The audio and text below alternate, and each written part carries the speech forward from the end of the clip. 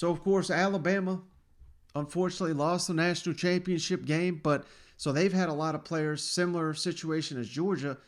They didn't want to make their announcements till after the season. And on the last episode, we hit on some of the guys leaving. Let's start again with the positive guys coming back to improve their stock and hopefully defend their SEC title and win the national title. Henry To'oTo'o, outstanding linebacker, he's coming back for a second season there in Tuscaloosa, fourth season overall. All SEC safety Jordan Battle, that's huge for that defense. DeMarco Hellams, he is also back.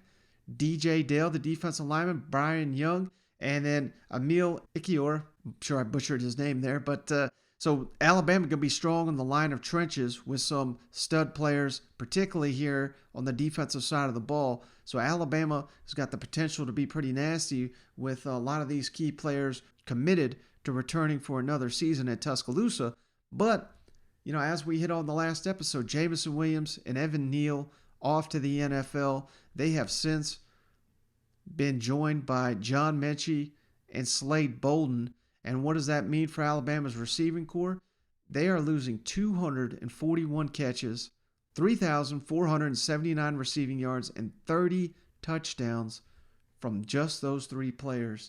So, man, a huge hole here. Bryce Young, they're loaded with talent down there, but not experience. Not like losing what they're going to lose with Jameson Williams, John Mechie, and Slade Bolden off to the NFL.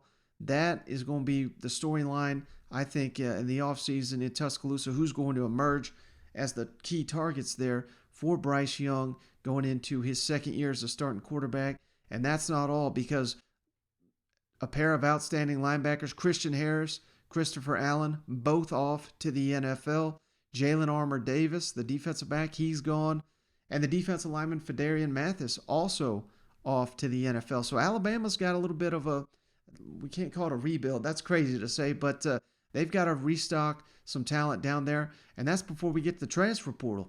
Paul Tyson, the quarterback, he's gone, off to Arizona State. Jamel Billingsley, tight end, he's off to Texas. Drew Sanders, linebacker, we'll get to him in a second, but he's gone, staying in the SEC. Jalen Moody, Shane Lee, both linebackers gone. Tommy Brown, offensive lineman, gone. Receiver Javon Baker, he's gone. Again, Georgia had 18. Alabama's got 16 players here, and that's just counting guys that have declared for the draft or entered the transfer portal, not players that have exhausted their eligibility. So, again, I know no one's going to be sitting here crying for Alabama or Georgia, but a lot of talent off that roster heading into next season. And those two programs, no stranger to having to replace talent, but something to consider. This is an opportunity for the teams below them to kind of catch up a little bit.